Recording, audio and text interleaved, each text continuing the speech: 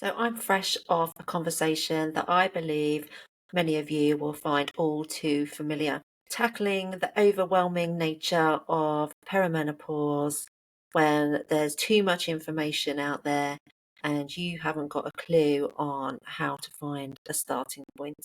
I recently met with a new client who had this same struggle. And I'm going to take you through the process that we went through, maybe a little bit more simplified, just to show you how you can strip things back to make it work for you, to help you get some clarity and find a starting point. But I will also take you through an easy exercise that you can do so that by the end of the episode, you can begin to make a dent on those symptoms too. So this particular client, she was struggling with brain fog, lack of sleep, persistent fatigue. She was really struggling. Now, she's one of the lucky ones. She'd been along to see her GP, who was pretty open to the idea of HRT and had offered this to her. However, she was saying to me that if she was honest with herself, she knew that aspects of her lifestyle maybe weren't as good as they could be and could do with some fine tuning. So her dilemma was, I've been looking at everything on social media, there's so much information out there, I've got no idea where to start. So that's what we worked through together, and we'll talk about a little bit more today. So we use my simplified, stripped back approach to get her back to basics.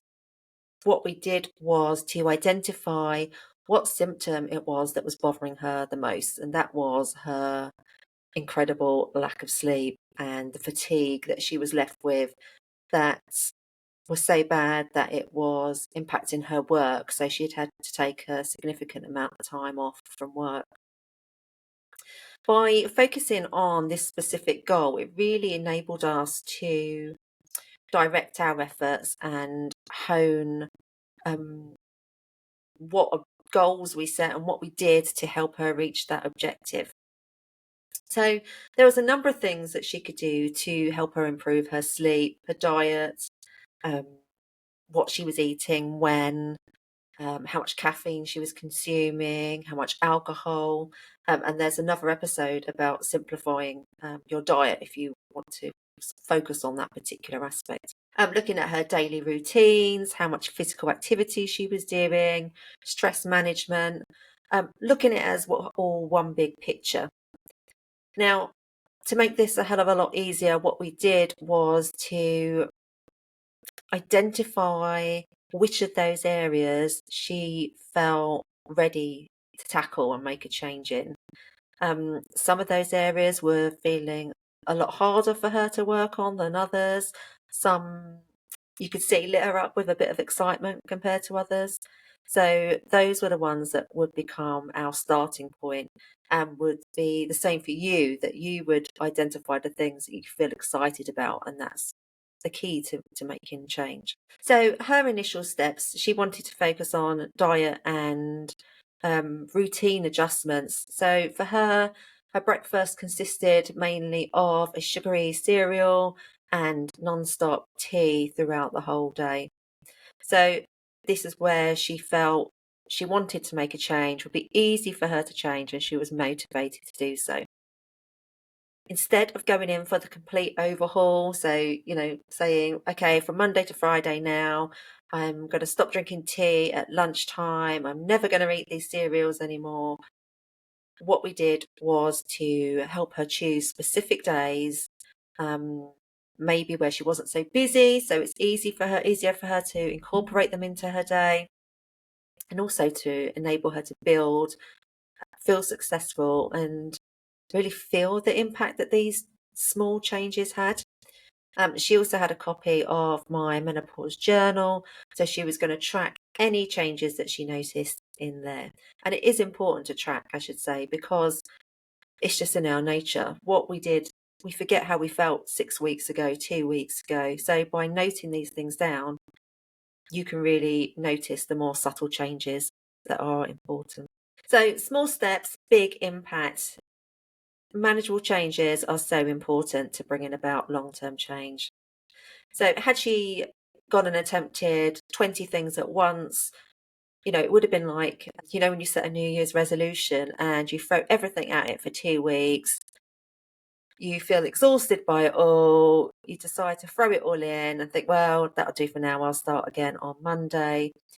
Maybe some of those things might have helped you make a change, but you've got no idea which ones they were because you threw the entire kitchen sink in. By picking one or two small things to work on, that really enables you to understand exactly the impact those things have made. Also, like I say, if she'd done loads of things, it would have made the likelihood of success really small.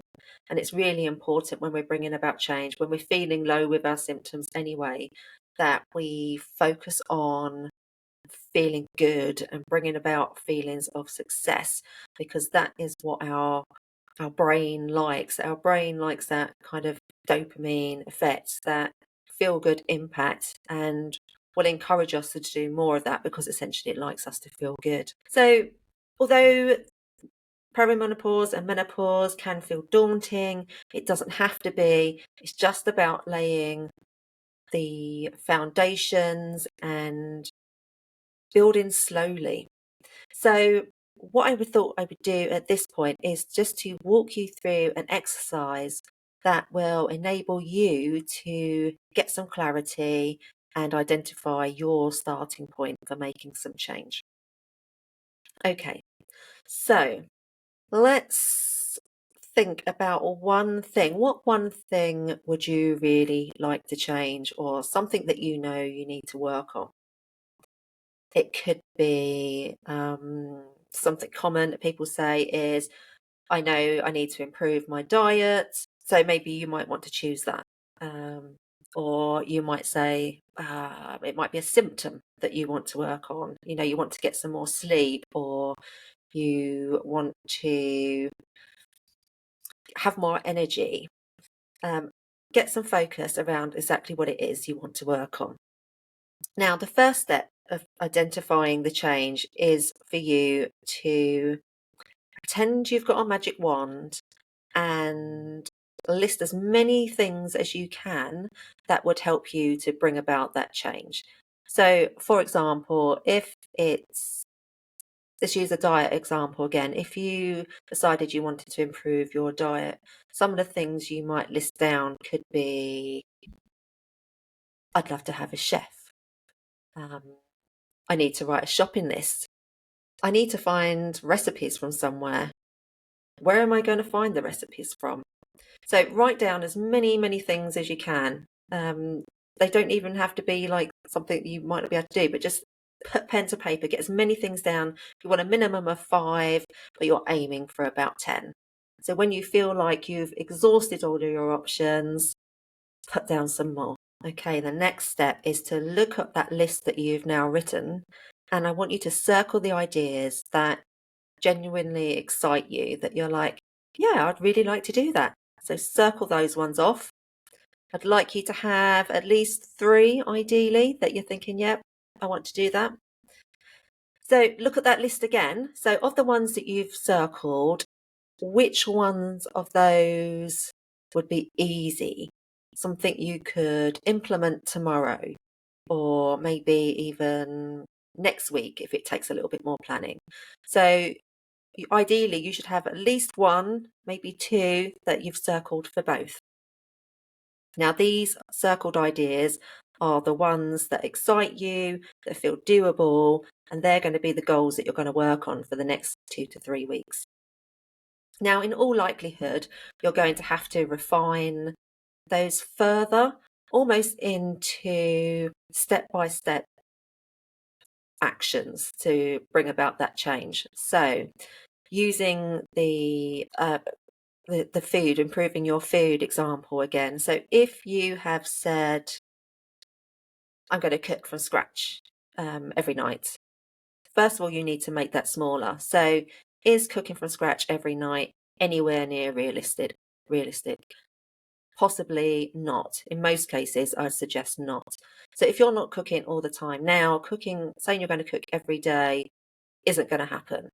So let's make that smaller. So would it be more feasible to say you're going to do that once a week, twice a week?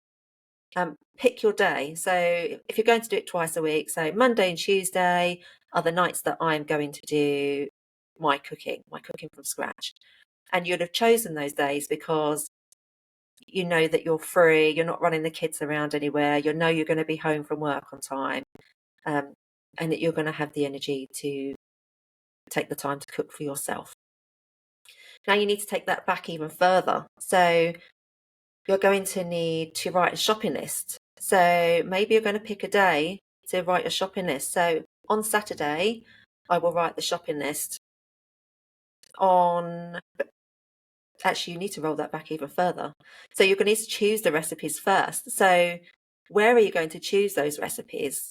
I have a recipes page on my website, essexmenopausecoach.com, but there are loads of different places you can get inspiration from. Just a quick Google or from Instagram or Pinterest. There's lots of places on Facebook again. So pick a meal that maybe contains things that you don't usually have. Once you've got your meals, your recipes chosen, you need to get the ingredients down on the list, and then choose a day you're going to get your shopping. So it might be your list. What you're left with now might look like, on Friday evening, I'm going to choose the recipes that I'm going to use and write my shopping list. On Sunday, I'm going to pick up the ingredients. On Monday and Tuesday, I'm going to cook my meals, my evening meals from scratch. So you can see what you're left with is a real clear step-by-step list of instructions for you to follow it's clear, so you have absolute clarity what you're doing and when. It's achievable and it's doable. So that brings us to the end of the episode. And you have your own personal roadmap to cut through the overwhelm that comes along with perimenopause and menopause. Key is just to keep plugging away, keep small, keep consistent, keep noticing those subtle changes that make you feel good. So I would love you to contact me on Instagram via DM and let me know maybe what your starting point's going to be, or maybe you might want to leave me a voice note. Either way, I would love to receive your thoughts. Thank you so much for joining me today. Take care, and I'll see you in the next episode. Bye.